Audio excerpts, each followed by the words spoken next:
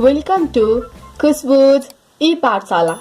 यो भिडियोमा हामी मेन्डल्स लज अफ इनहेरिटेन्स को क्वेशन नंबर 2 गर्छौं। क्वेशन नंबर 2 हेरौं। A tall pea plant producing green round seed is crossed with a dwarf plant having green round seed. The progenies from this cross are as follows. Tall green round तीनवटा, dwarf green round तीनवटा, tall green wrinkled एउटा, dwarf green wrinkled एउटा। Determine the genotype of parent plants भनेर सोधेको छ है। अब यो क्वेशन सल्भ गरौँ है त। यसमा हेरौँ त, tall pea plant producing green round seed भनेको छ है। Solution tall pea plant producing green round seed भनेको छ हैन। tall pea plant, tall green छ है, अर्को के छ round seed छ है। कोसँग क्रस गरिरहेको छ with a dwarf plant having green round seed भनेको छ हो। dwarf plant having green round seed यो सँग चाहिँ क्रस गरेको छ है। अब यसमा हेरौँ है त। The progenies from this cross are as follows भनेर चाहिँ हामीलाई चारवटा प्रोजेनी दिएको छ। Determine the genotype of parent plants भनेको छ है। हामीले चाहिँ प्यारेन्ट प्लान्ट्स यो दिएको हाम्रो कुन हो प्यारेन्ट प्लान्ट्स हो नि त। यो दुईटा चाहिँ प्यारेन्ट प्लान्ट्स हो है। अब यसको चाहिँ जिनोटाइप चाहिँ फाइन्ड गर्नु छ है। हामीलाई के दिएको छ फिनोटाइप दिएको छ। टल ग्रीन राउन्ड सीड भनेको फिनोटाइप हो, ड्वार्फ ग्रीन राउन्ड सीड भनेको पनि फिनोटाइप हो है। अब हामीले यसको चाहिँ जिनोटाइप चाहिँ निकाल्नु छ है त। अब हामीले फर्स्ट लेख्यौं है त जिनोटाइप्स के हुँदो रहेछ भनेर चाहिँ एउटा माइन्ड मेकअप गरौँ है त। टल भनेपछि जहिले पनि क्यापिटल टी हुन्छ है। टललाई हामीले केले डिनोट गर्न सक्छौं? टललाई चाहिँ हामीले आइदर क्यापिटल टी ले टल यो एउटा रफ जस्तै भयो है। रफ भनेर लेख्दै मैले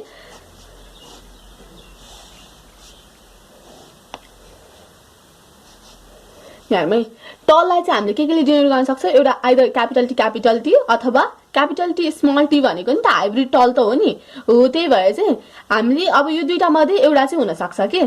त्यही भएर क्यापिटल टी भयो अनि एउटा स्पेस चाहिँ क्यापिटल टी त दुईटैमा छ नि त।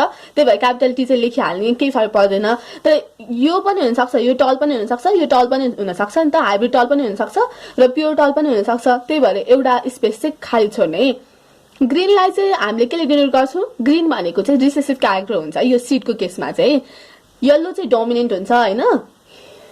येलोलाई चाहिँ हामीले क्यापिटल जी ले डिनोट गर्छौं भने ग्रीनलाई चाहिँ हामीले स्मल जी ले चाहिँ डिनोट गर्छौं है।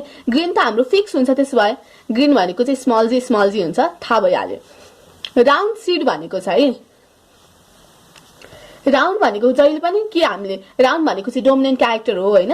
अब राउन्डलाई चाहिँ हामीले कि क्यापिटल आर ले डिनोट गर्छौं कि क्यापिटल आर स्मल आर ले चाहिँ डिनोट गर्छौं है। यो भनेको चाहिँ राउन्ड हुन्छ है। रिंकल्ड भनेको चाहिँ स्मल आर लाई चाहिँ हामीले चाहिँ रिंकल्ड भनेर भन्छौं है। यो चाहिँ रिसेसिभ क्यारेक्टर हो।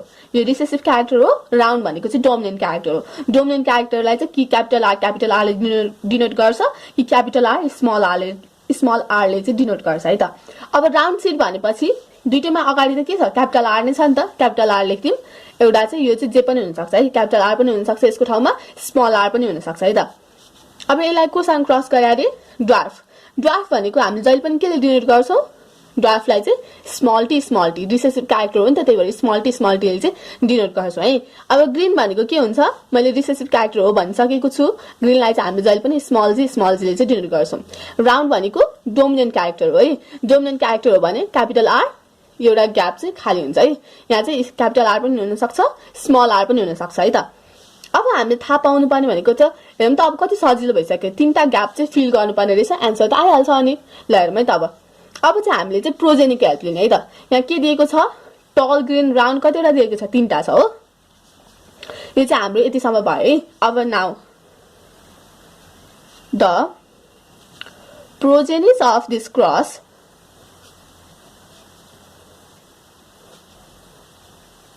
are गिभन बिलो भन्ने है।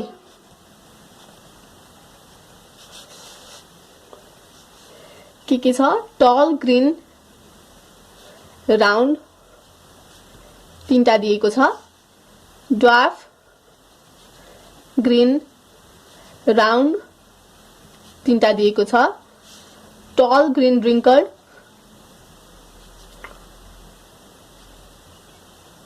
एउटा दिएको छ, ड्वार्फ ग्रीन रिंकल्ड एउटा दिएको छ।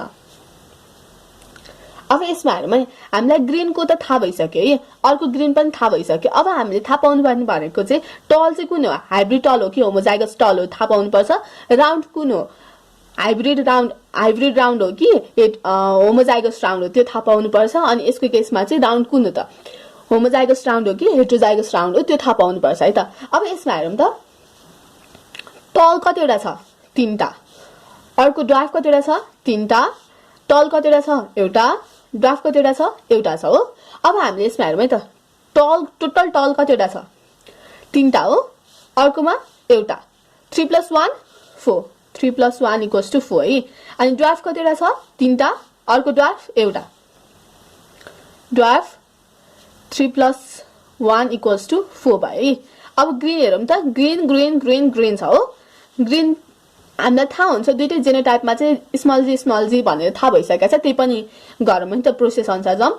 ग्रीन कतिवटा छ, 3 + 3 6 6 7 8 भयो, 8 वटा भयो। येल्लो छ त छैन है, भन्नुको मतलब 0 भयो है। त्यसै गरी राउन्ड कतिवटा छ हेरौँ त, 3 + 3 6 हो। रिंकल कतिवटा छ हेरौँ, 1 + 1 2 भयो। अब हामी चाहिँ के निकाल्छौँ भन्दाखेरि रेशियो हेर्छौँ है त,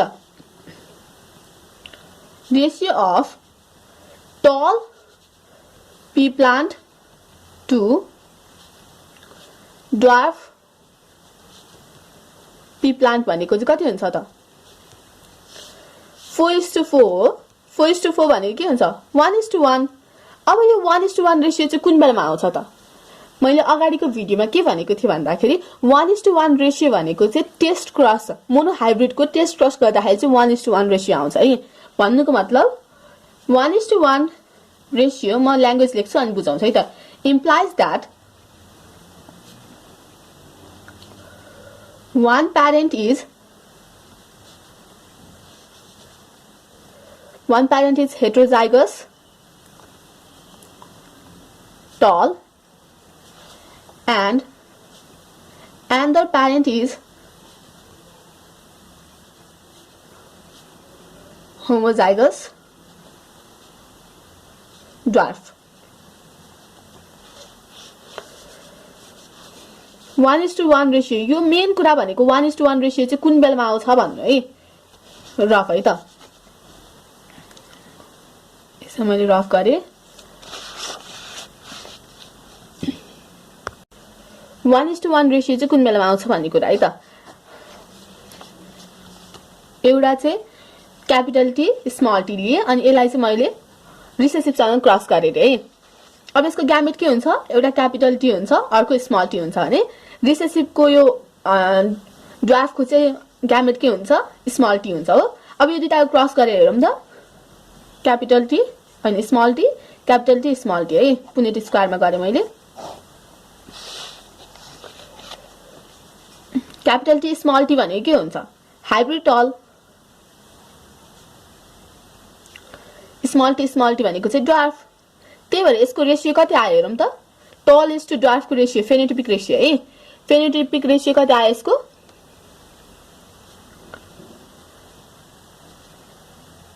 1:1 आयो। यो 1:1 रेशियो चाहिँ कुन बेलामा आउँछ भन्दाखेरि चाहिँ एउटा चाहिँ हेट्रोजाइगस टल अनि अर्को चाहिँ होमोजाइगस ड्वार्फसँग क्रस गर्दाखेरि चाहिँ 1:1 रेशियो चाहिँ आउँदो रहेछ। यो कुरा चाहिँ याद राख्नुपर्छ है। त्यही भएर मैले 1:1 ratio implies that one parent is heterozygous tall, यो हेट्रोजाइगस टल हो, and another parent is homozygous dwarf भनेर चाहिँ लेखेको है। त्यसो हो भने के भयो, एउटा प्यारेन्ट चाहिँ क्यापिटल टी स्मल टी, अर्को चाहिँ केसँग क्रस भएको रहेछ, homozygous dwarf, that is small T सँग क्रस भएको रहेछ। यसरी चाहिँ हामीलाई चाहिँ टलको कुरा चाहिँ थाहा भयो कस्तो टल रहेछ भने चाहिँ यसमा फिल गरौँ त एउटा चाहिँ हेट्रोजाइगस रहेछ हैन क्यापिटल टी स्मल टी रहेछ अर्को चाहिँ स्मल टी यो त हामीले थाहा पाइसक्यो ड्वार्फ भएको भएर अब हामीले चाहिँ ग्रीनको हेरौँ है त ग्रीनै हुन्छ थाहा भइसक्यो है त्यही पनि फर्मालिटीमा जाउँ है त ratio of green pea plant to yellow pea plant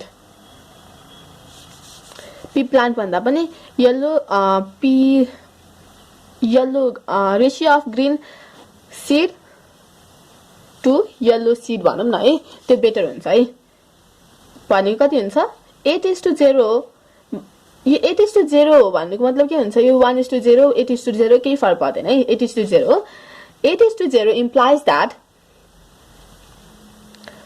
यो यसमा 0 भन्नुको मतलब के हो येलो प्यारेन्ट्स छदै छैन भन्नुको है implies that ग्रीन मात्र छ भनेको है both parents are homozygous green that is दुईटै के छ स्मल जी है स्मल जी क्रस स्मल जी भयो है अर्को हेरौं त राउन्ड कतिवटा दिएको छ हामीलाई 6 वटा हो रिंकल कतिवटा दिएको छ दुईटा छ है अब यो दुईटाको रेशियो निकालौं र प्यारेन्ट्स कुन हो त्यो फाइन्ड गरौँ है त ratio of round to wrinkled seed भनेको कति हुन्छ 6:2 भनेको कति हो 3:1 अब यो 3:1 रेशियो चाहिँ कुन बेलामा आउँछ त्यो चाहिँ हामीलाई थाहा हुनुपर्छ है 3:1 रेशियो चाहिँ कुन बेलामा आउँछ भने जब चाहिँ हाइब्रिड क्रस गर्छौं नि जस्तै राउन्ड हो यो हाइब्रिड राउन्ड अर्को नि हाइब्रिड राउन्ड क्रस गरौँ है त ग्यामेट के हुन्छ यो रफ है यो चाहिँ हामीलाई थाहा हुनुपर्छ के पहिलेदेखि थाहा भइसकेपछि मात्र यो क्वेशन सल्भ गर्न चाहिँ सजिलो हुन्छ है अर्को यसको ग्यामेट के हुन्छ आर हुन्छ हो अब यसमा हेर्नु त आर पुनेट स्क्वायर बनाए मैले R capital R small R है यो भनेको राउन्ड हुन्छ है यो पनि के हुन्छ राउन्ड यो पनि के हुन्छ राउन्ड यो चाहिँ के हुन्छ रिंकल्ड त्यही भएर यसबाट रेशियो कति आयो फेनोटाइपिक रेशियो कति आयो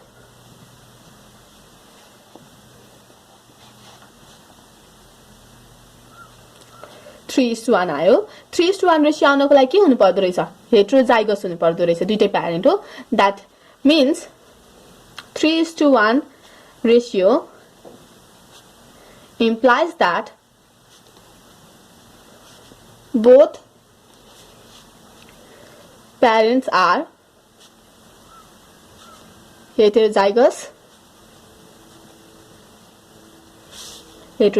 round अब यसमा फिल गरौँ है त राउन्डको केसमा के हुन्छ हेट्रोजाइगस राउन्ड भने यो पनि क्यापिटल आर स्मल आर अर्को पनि क्यापिटल आर स्मल आर यसरी चाहिँ हामीले चाहिँ प्यारेन्ट प्लान्ट्स को चाहिँ जिनोटाइप चाहिँ निकाल्यौं है फाइनल लेखौँ है त answer so the genotype of parent plants are एउटा हामीलाई के थियो tall green round seed यसको के हुन्छ क्यापिटल टी स्मल टी थियो जीजी आर आर यो भयो अनि अर्को हामीलाई के दिएको थियो ड्वार्फ ग्रीन राउन्ड सीड यसको चाहिँ के हुन्छ स्मल टी स्मल जी राउन्ड को के थियो दुईटै हेट्रोजाइगस थियो क्यापिटल आर स्मल आर यसरी चाहिँ हामीले मेन्डल्स लज अफ इनहेरिटेन्स को सेकेन्ड क्वेशन पनि सल्भ गर्यौं थर्ड क्वेशन म नेक्स्ट भिडियोमा लिएर आउने छु till then stay safe take care bye by